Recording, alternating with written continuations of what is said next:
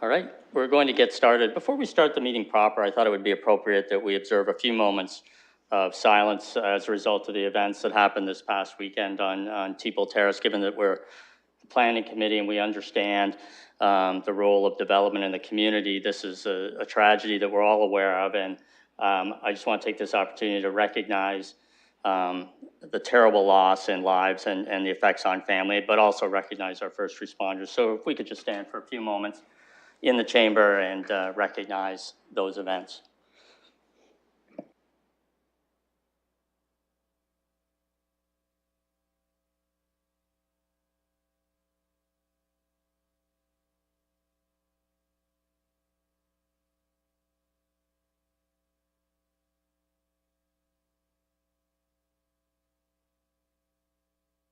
Thank you very much. And again, I know the thoughts of all of us here go out to the various people that have been affected by this. I know it's been a bad year as it is, and this makes it all the more tougher, but London always pulls together when things like this happen, and I know we will for the families and for the first responders.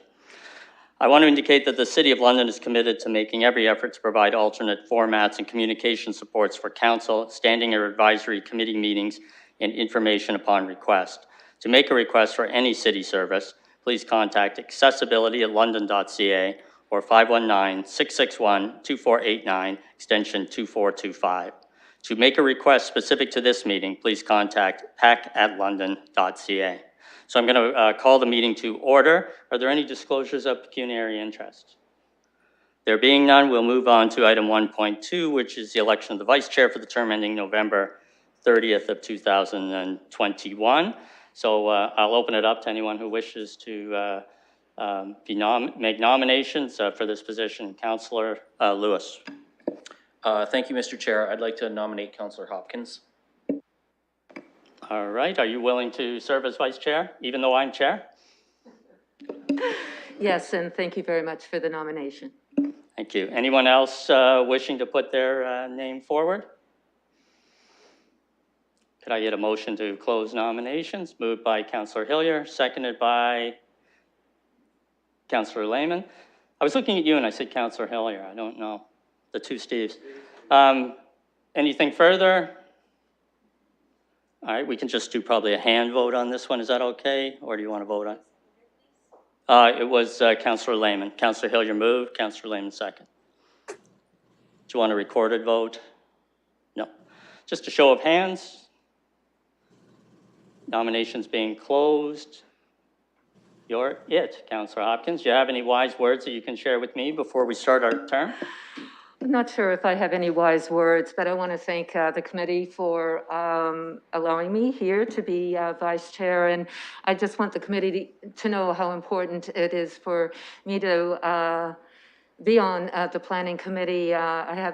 You'll probably notice that I'll have a number of planning applications in Ward 9. It is a ward that's all about development, but I also represent the city at the Upper Thames Conservation Authority that works directly with the planning department, as well as my position on the AMO board. And with the changes in Bill 108, I find planning gives me an opportunity to learn and to hear the discussions as we go through a number of changes in planning. So thank you very much.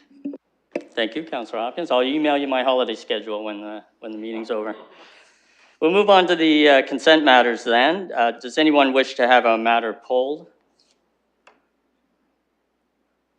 Seeing no one, we will have comments after, but perhaps we could get it moved and seconded. Somebody prepared to move it. Councillor Lehman, seconded by Councillor Lewis. Any comments? Councillor Hopkins.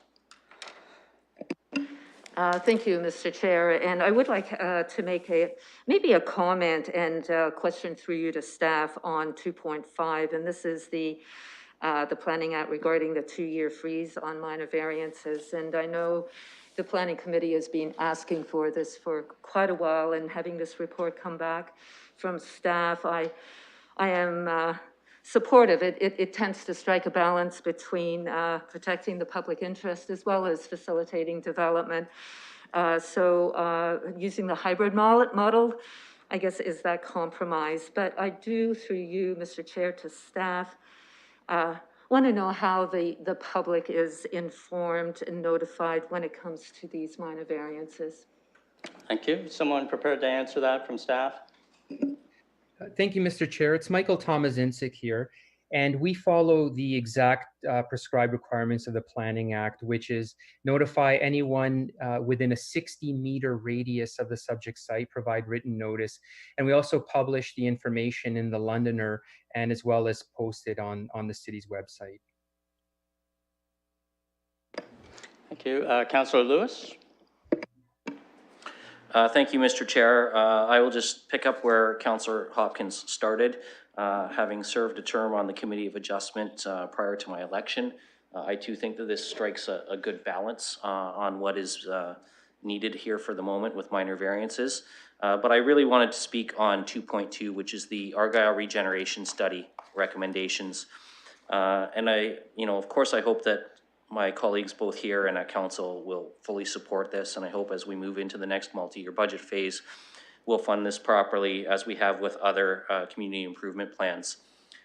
The report really highlights why it's needed. And you look around and you talk about deficiencies in physical infrastructure. We have over a dozen streets, mature streets in my ward, without sidewalk access. That really need it because these are access points to transit services and things like that. There's another dozen or so, some of them are actually the same streets, without street lights. And when we talk about building a safe city for women and girls, when we talk about feeling community safety in our neighborhoods, street lights play an important role in that. We talk about, and the report indicates there's a demonstrated interest in the community by private firms. This ask came in partnership from the Argyle BIA, having chatted with myself and with the Community Association. Businesses are on side to be part of the solution here, but they need council's support and help. There's a reference in here about the PQI, the Pavement Quality Index, on quite a number of streets being very poor or poor. It speaks to the real need for a regeneration in this neighborhood. So certainly I appreciate all the work that Mr. DeCuster has put into this already. I know that he's attended in-person meetings prior to the pandemic. I hosted him at a town hall at Clark Road Secondary School just before we went into our lockdown situation last March. He's made himself available by Zoom to talk to both the Business Improvement Association and the Community Association. And I think that there's a lot of good input in here to move forward and regenerate what I think is going to be the part of the city that you're going to see the sun rising on in terms of development over the next few years if we do this right. So thank you for the opportunity to address that, and thank you to staff for all their work on this. Thank you, Councillor. Any other comments on any of the matters? Councillor Hopkins? Yes, thank you again, Mr. Chair. I would like to just make a quick comment on the Building Division monthly report that we usually get every month, and I notice the overall building permits are more or less in line with 2019, and given the pandemic, I just want to thank staff for all the work, and I'm sure there's a lot of work and challenges to make these permits get through on time.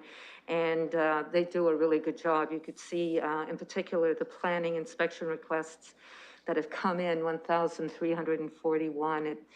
And that is a lot, and most of them have been processed, if not all of them, within the 48-hour time allowance. So I just want to give my thanks to staff. Thank you, Councillor. Mayor Holder? Thank you, Chair. On that same topic with respect to the Building Division's report, I do note that, again, we've had significant financial value in the permits. What's very clear, and what I guess I'm particularly concerned about, though, is that it's heavily skewed to residential. And I mean, that's good and bad. Good from the residential perspective, but it gives me some concern about our commercial industrial development and the challenges that we have in this economy at this stage. We're down 14% in total permits, but ultimately, again, value is constant. And I wonder if I could, through you, ask staff to comment on the commercial industrial development, whether they anticipate, they have any sense of what 2021 might bring. I've got a crystal ball in my office if they want it, but I certainly would appreciate any thoughts they have, because I'm not sure they share the concern that I have about such a heavy skew to residential, but I just look for a bit more balance. I wonder if they might comment. Someone from staff prepared to answer that? Yes, thank you, Mr. Chair. Peter Kokoros here, and thank you to His Worship for his comments, and also to Councillor Hopkins. If I may, I'd first like to basically indicate that indeed permits are up in terms of single detached dwellings and apartment units.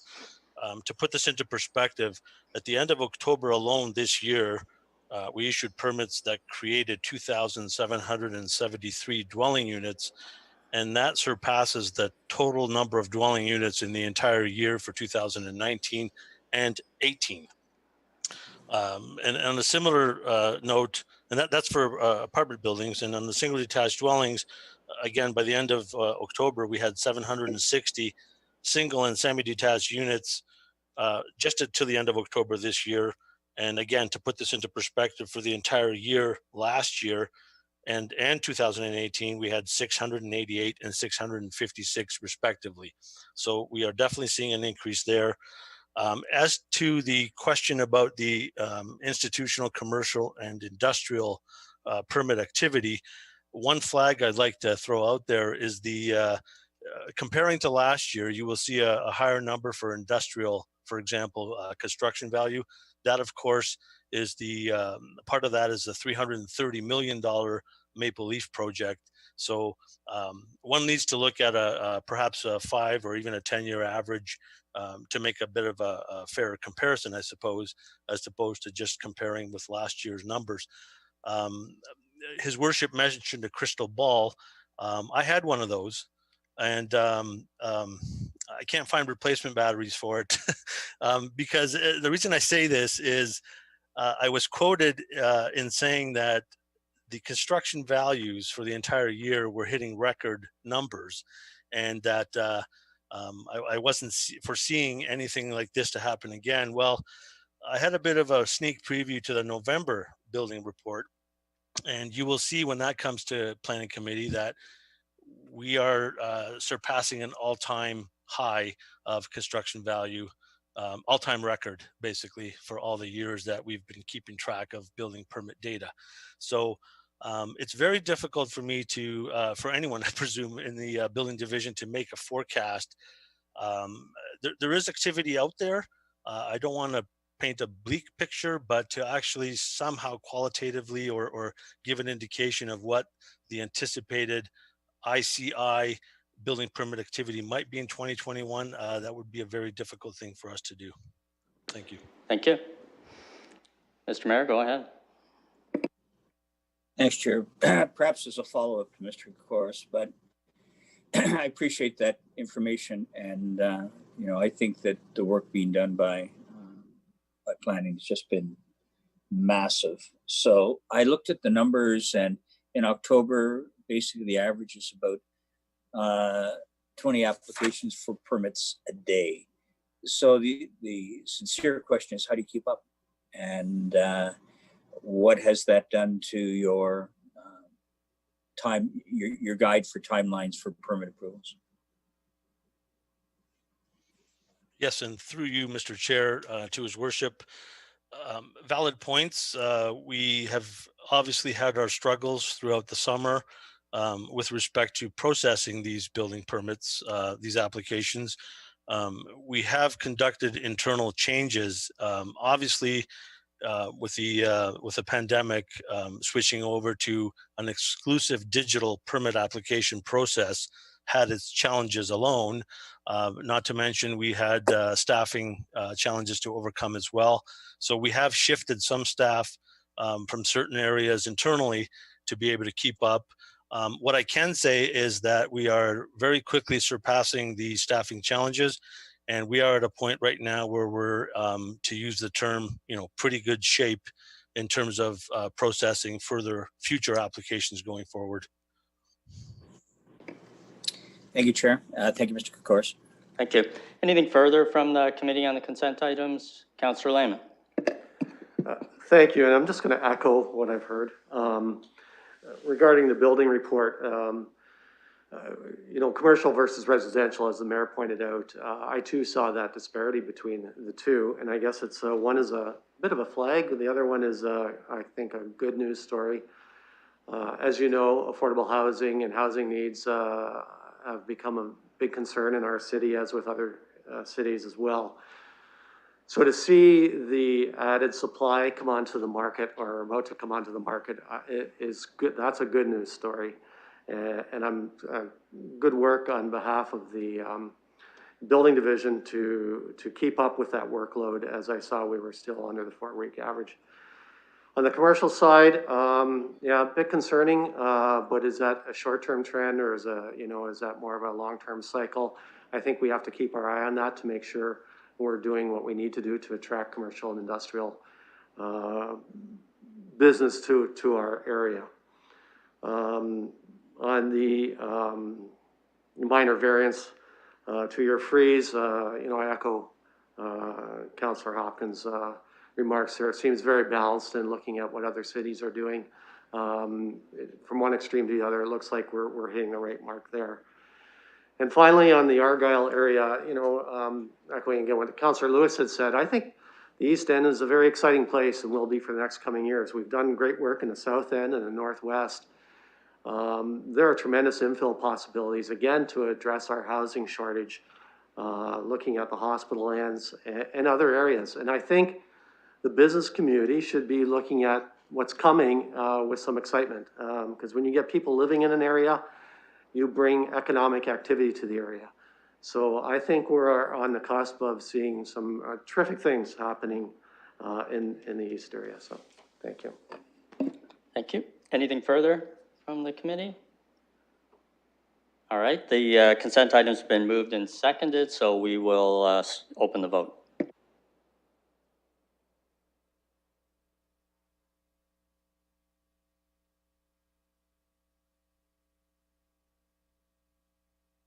Closing the vote, the motion carries 6-0.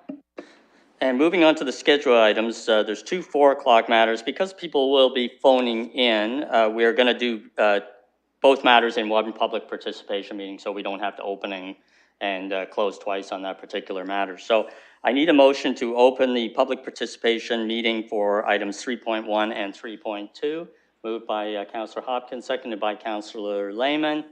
And we will vote on that unless there's any other comments.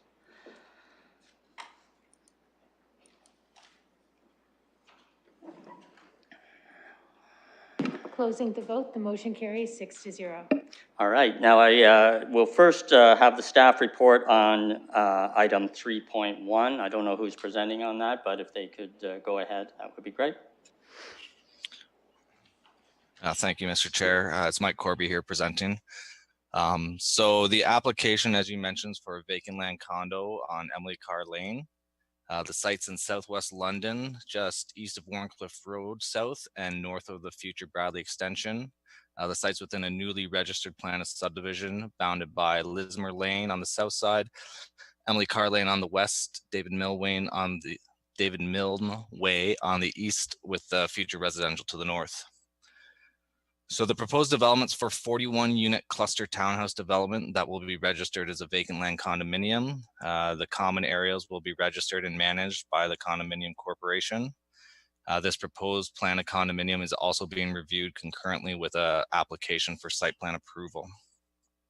So the purpose of this public meeting is to present the public input received through the vacant land condominium process. Planning Committee will then report to the Approval Authority any issues raised with respect to the draft plan of vacant land condominium and the site plan application.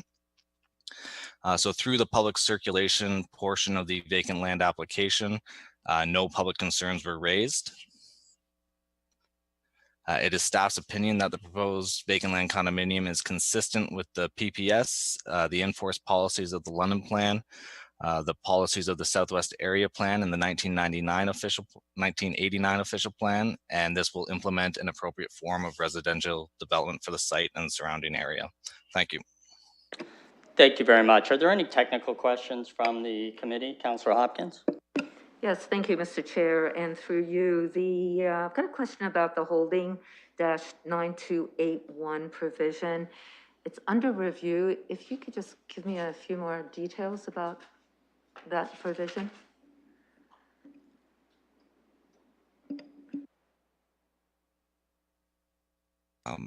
Sorry, are you referencing the new application for holding provision that just was circulated? That's right. I'm referencing on page 61 the application for the removal of the holding provision 9281. I'm just trying to understand the sequencing of events here. Sure. So the holding provision application was just received and circulated for comment. Basically, no development can occur until those holding provisions are removed, but we can move forward with the site plan process and the vacant land condominium process because completing that site plan process will actually allow us to remove a lot of those holding provisions. Thank you. Any other technical questions only from the committee? All right, there being none, we will open it up for public participation. Is there any calls or people in the overflow to make comments? Madam Clerk? Thank you, Mr. Chair. There are no calls. I would ask if committee room number 5 could confirm whether there's any members of the public in the committee room regarding this application.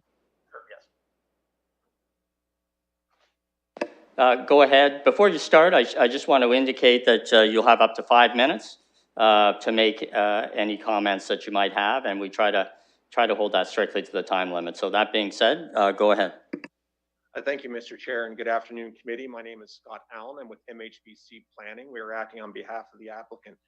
At this time, we just want to express our support for the recommendations of the planning report as presented by Mr. Corby, and we'd also like to thank Mr. Corby for his assistance through this process. Thank you, and we'll gladly answer any questions committee members may have. Thank you very much. Not even close to the 5 minutes. Well done. Wouldn't have been. Any other public comments? Doesn't appear there are any, am I right? All right, then I'll just need a motion to, well, we're not going to close the public participation meeting. We'll go on to the second matter at this point in time, which is the matter of 260 Sarnia Road. And I will look for the staff presentation, please. Thank you, Mr. Chair. This is an application for a zoning bylaw amendment to permit a 2- and 3-story stacked back-to-back townhouse development with 8 units and a total of 18 bedrooms.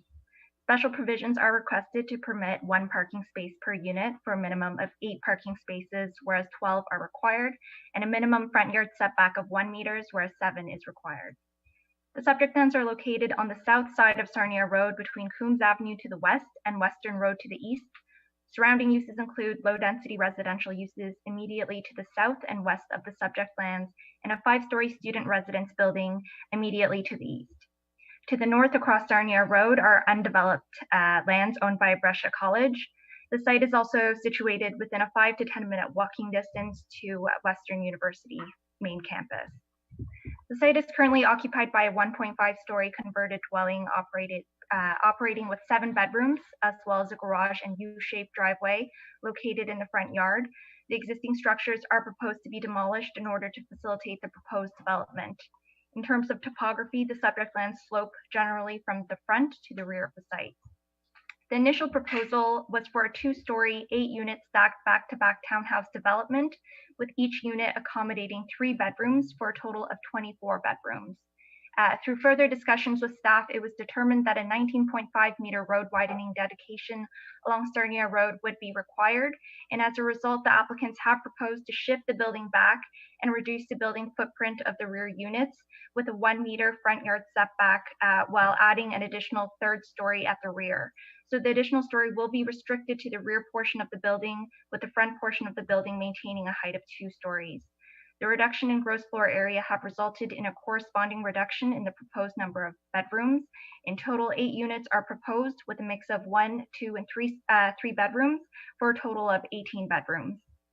The applicant is requesting an amendment to the zoning bylaw to change the zoning of the subject lands from a R1-9 zone to a residential R8 special provision zone.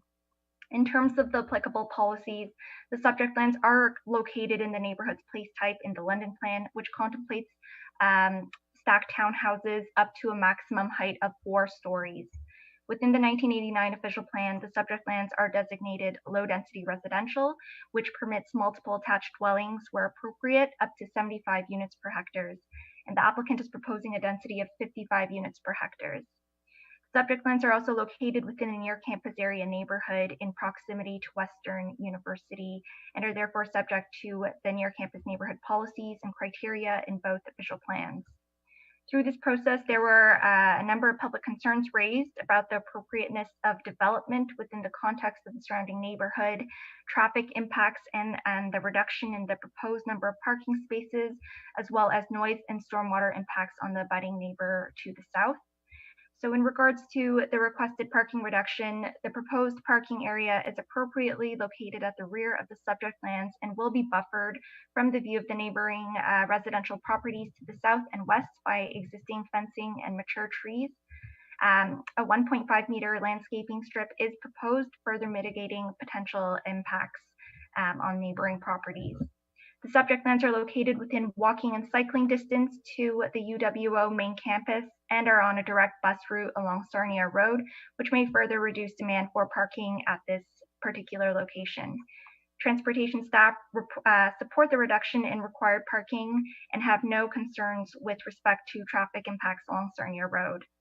In regards to stormwater impacts, a stormwater management report was submitted as part of this application, and engineering staff will be seeking on-site design solutions at the site plan approval stage that maintain or reduce post-development overland flow. And finally, in terms of appropriateness of the proposed development, the surrounding neighborhood can be characterized by low-rise, low-density residential uses in the form of single detached dwellings. Several properties within the surrounding neighborhood are licensed as residential rental units, and the surrounding area has seen a moderate increase in residential intensification and intensity over time. The subject lands have a lot frontage and lot depth of approximately 34 meters and 44 meters respectively. The lot depth is consistent with that of surrounding neighbors, surrounding properties. However, the lot frontage is approximately twice that of nearby residential lots. And as well, the subject lands are uniquely situated next to a 5-story student residence. So the proposed 2- and 3-story stacked townhouse development provides an appropriate transition in height and scale from the medium high density development to the east to the low density residential neighborhood to the south and west. The subject lands are also located along a transit corridor away from the interior of a neighborhood. And so based on these unique attributes, the requested site-specific amendment for residential intensification is appropriate at this location. And while the proposed development introduces a new form of development within the existing context, it does represent the future form of development that is envisioned by the policies for lands along Sarnia Road. So we are recommending approval of the requested amendment. Thank you. Thank you very much. Any technical questions from the committee? There doesn't appear to be any technical questions, so we're going to go to public participation. No calls. No calls? All right. So we'll go to the, there are no telephone calls, so we'll go to the committee room for public comment.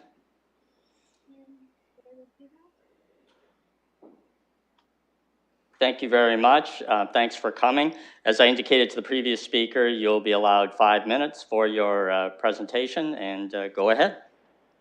Thank you, Councillor Squires. My name and committee members, my name is Laverne Kirkness of Kirkness Consulting and Strickbald and Ellie Moniz, planners and engineers as it is now. And I act for Eamon Shauna, who is behind me at the back of the room, should you have any questions. But he is the owner and the proponent of this development. He's owned the property for approximately 5 years.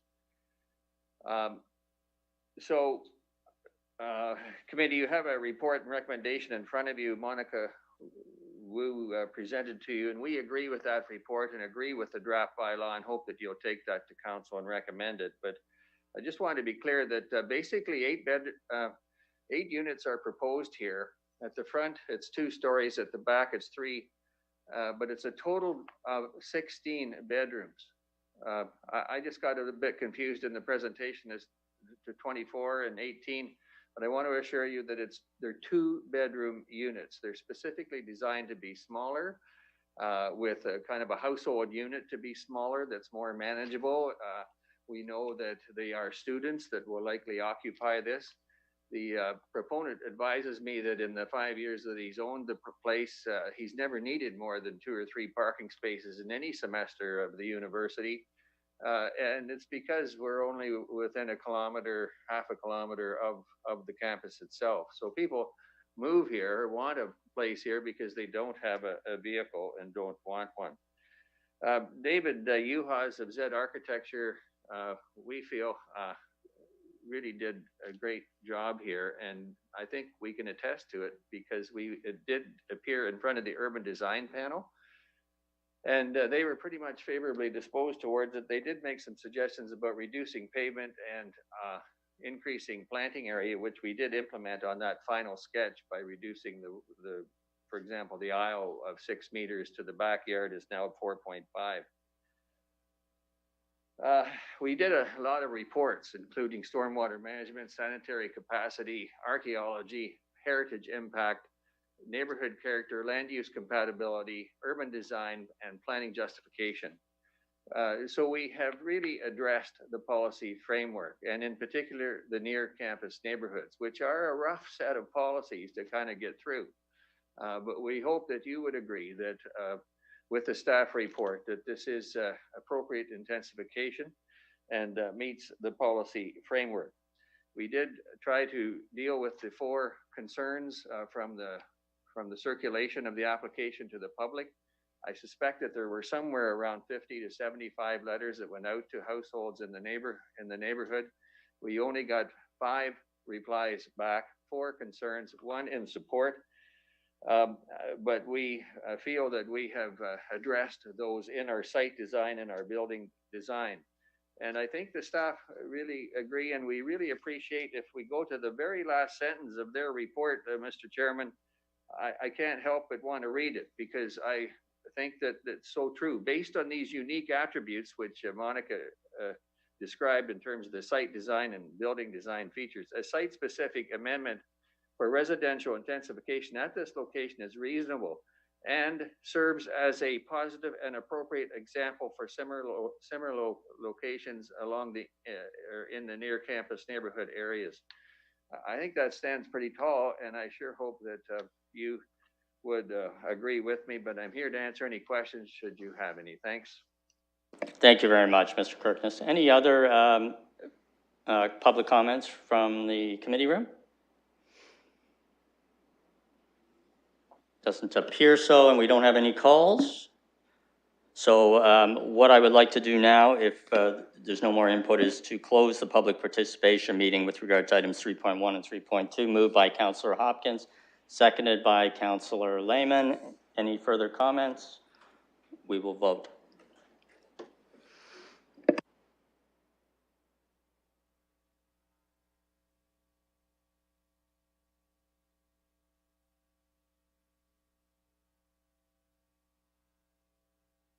Closing the vote, the motion carries 6-0. So let's deal with item 3.1 first. Any questions or comments from the committee for staff or for the applicants who are both here? It doesn't appear so. Oh, Councillor Hopkins. I don't have any questions. I'm prepared to move the motion. I think it is, I'm supportive of the comments coming from staff. This is a report going back to the approval authority as well. So I know they're going to be gathering comments, but have nothing to really add to it other than supportive. All right, so we have someone moving it, seconded by Councillor Lewis. All right, any further comments or questions before I call the vote? There being none, we will vote.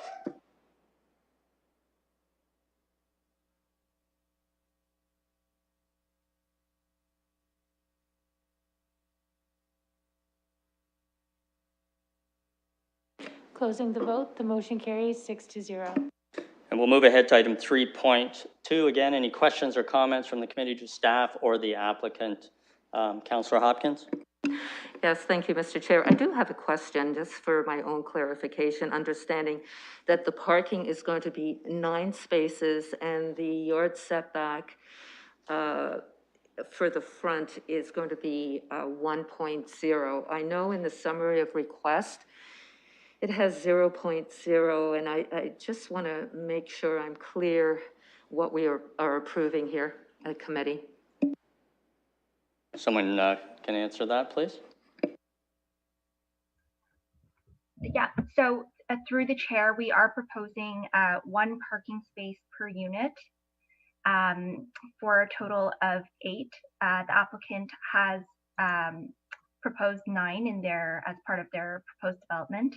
And in terms of the front yard setback, they've requested a 0-meter front yard setback, and we are requesting approval for 1 meter setback. Thank you for that clarification. Reading the report, I wasn't sure exactly. I had 9 stuck in my head somehow. So I have one further question through you, Mr. Chair, to staff about, I know one of the comments from the correspondence from the public was around the water runoff. And I heard Mr. Kirkness explain that the applicant and staff did work together to deal with that. I would just like to have a better understanding how the water runoff is going to be dealt with in the application here. Go ahead. Thank you, and through the chair. So at this point, we've actually just received the site plan consultation, so we're just collecting comments on that right now. Obviously, with the elevation, that addressing the stormwater runoff and ensuring that it doesn't impact the properties behind this particular proposal is a key part of that review.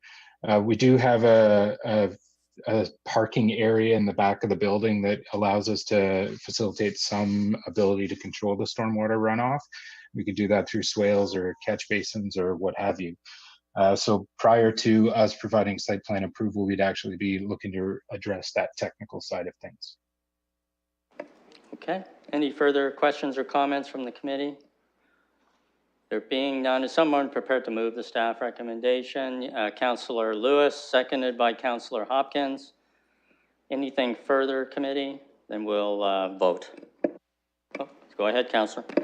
I just want to make a comment on the application. For me, it's something that this development fits. The intensity is not a massive 55 units per hectare. And it is intensification, but it's supportive, especially of the open space accommodation, there's a lot more open space and extra tree plantings. I really appreciate some of the comments from the Urban Design Review Board and the applicant taking that into consideration as well. And so for that, I am supportive. Anything further, committee? All right, call the vote.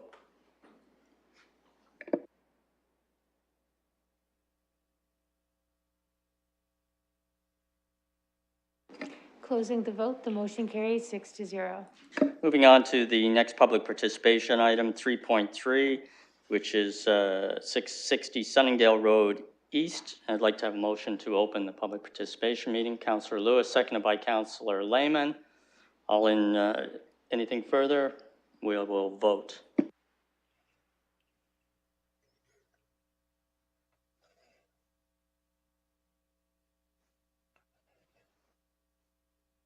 Closing the vote, the motion carries 6-0. All right. Go ahead with the staff presentation, please. I'm not sure who's doing it. Thank you, Mr. Chair. It's Sean Maxula. This is for an existing plan of subdivision located at 660 Sunningdale Road East. It's the Applewood subdivision. This was for the future phase 2B of the 3 phases that have already gone 4. So this will be the 4th phase.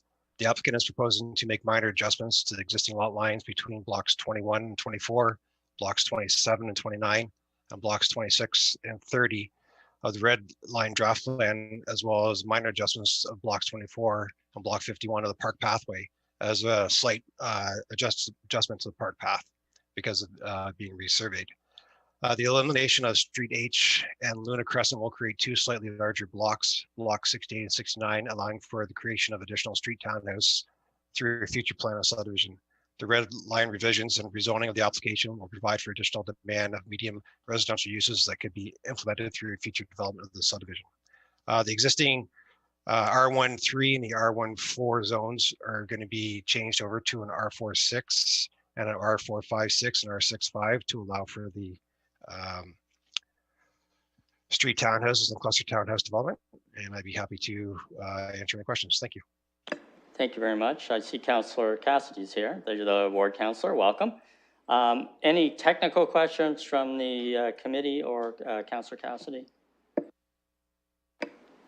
I'll let you go ahead, Councillor Cassidy. You're first.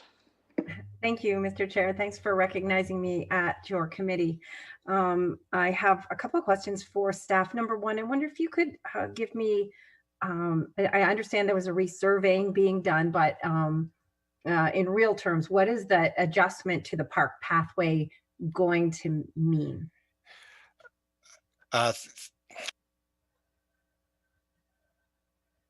Go ahead. Sorry, through the chair, it had been resurveyed twice in the past 2 years, and with the adjustment, there was just like a minor adjustment. So it's very negligible on the survey. So it's just readjusting the lines the way they were surveyed so that they're correct at this time. Okay. So just one more, Mr. Chair. Go ahead. We're changing 9 that used to be single detached blocks, single family blocks, and replacing them with a couple of medium multifamily blocks that I see in the report that will mean 212 units. Do you have an idea of how many individual dwelling units were originally in the plan when it was single detached? Through the chair, I'm not sure how many single family houses were originally destined for this area. That being said, the original plan of subdivision that came through for this was for a cluster development, and then it was rezoned to allow for the single detached. Now it's going back to the cluster development.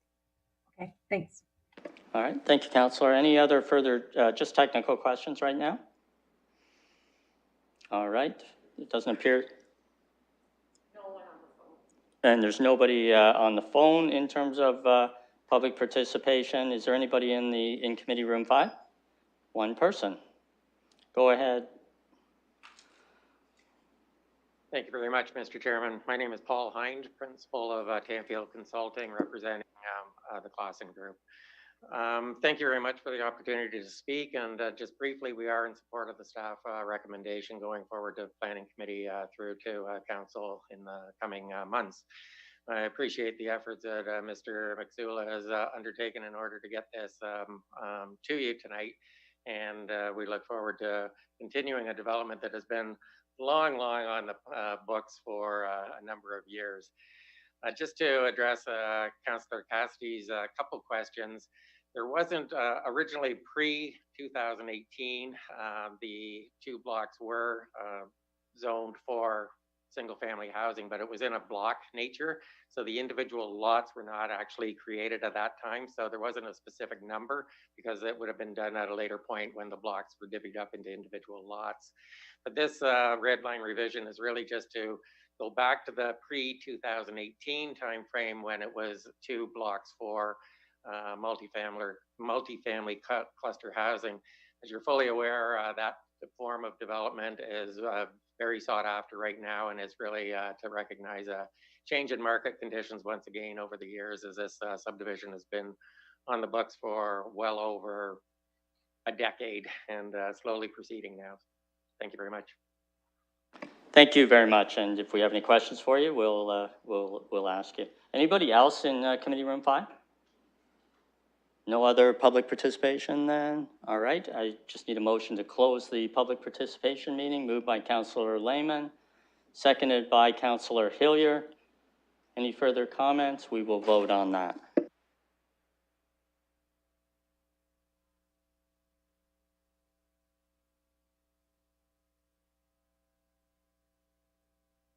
Closing the vote, the motion carries 6-0. Comments and questions, we'll do the committee first, and then we'll hear, I assume you want to speak, Councillor Cassidy, so we'll go to you in a second. Nope, looks like we're going to you first, Councillor Cassidy. Go ahead. I like having the last word. No, thank you, Mr. Chair. I appreciate this.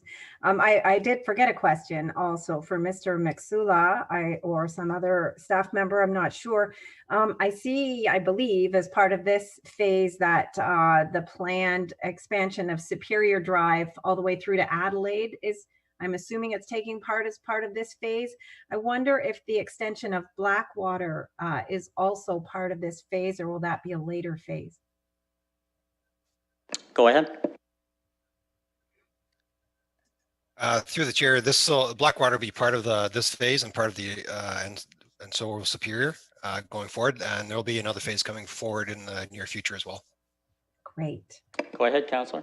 Thank you. So I just want to say thank you to staff. Thanks to Mr. Mixula and also to Mr. Sergatis and Mr. Clausen, the applicants. This has been, it's been a long time coming, but in the last couple of years, this has really sped up, and it's a really exciting development. It's a true mixed use development.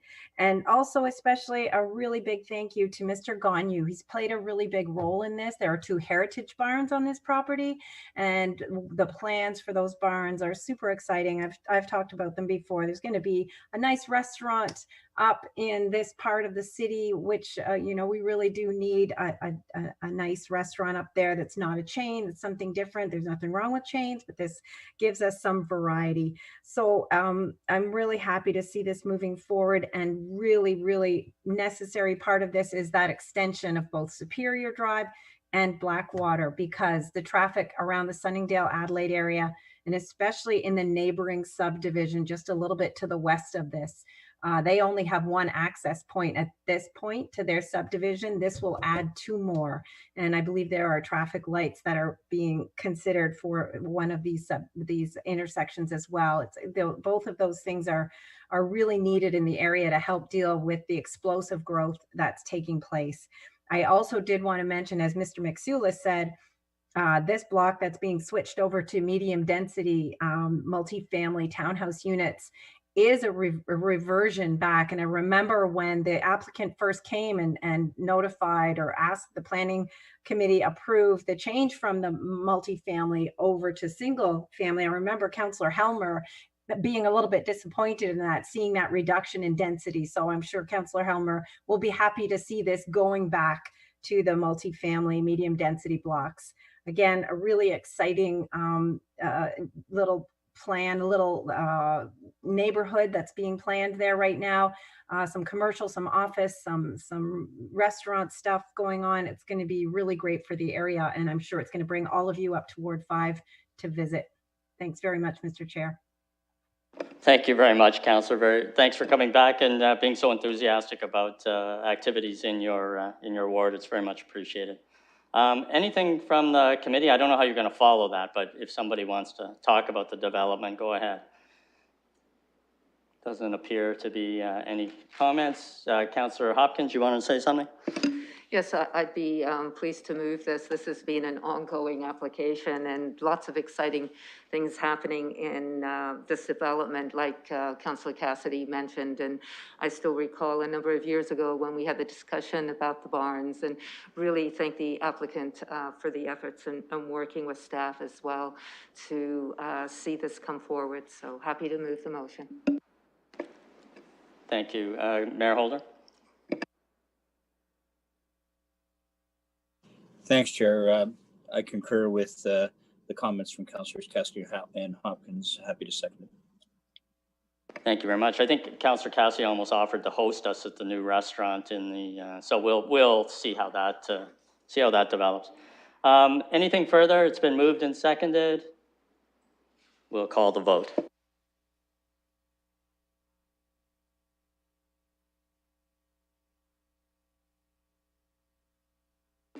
Closing the vote, the motion carries 6-0. Thank you very much, and thank you again, Councillor Cassidy.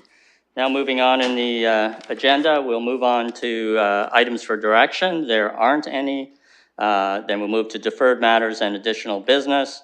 Item 5.1 is the deferred matters list. I'm not aware of anything arising out of that unless staff has something. Doesn't appear so. If somebody just move item 5.1 then. Councillor Lehman, seconded by Councillor Lewis. Any further comments? We'll call the vote on that then.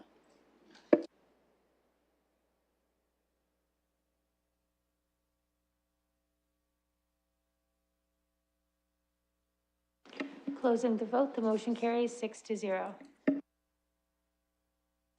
That was just to receive the deferred matters list. And last is the added item, which is the first report of the London Advisory Committee on Heritage. Any questions or comments on that report? Go ahead, Councillor Hopkins. Yes, Mr. Chair, and I guess my question was regarding this report that I'm happy to receive the report. And that would be the motion. Are you prepared to move Yes, that? I am. Any other comments or could someone second it, please? Seconded by Councillor Lehman. Any comments on the report? And again, we're just receiving it. There being none, we will call the vote.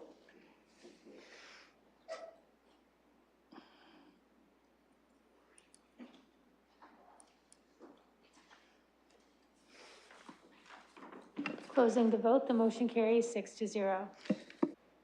And I hope you've enjoyed the first meeting. Please don't get used to the length of the meeting as being this for planning. This is just a start. So I just need a motion for adjournment. Moved by Councillor Lewis, seconded by Councillor Lehman, and we can just do a hand vote on this. All in favor? And that is passed. Everybody have a nice evening, and we'll see you on Wednesday, I believe.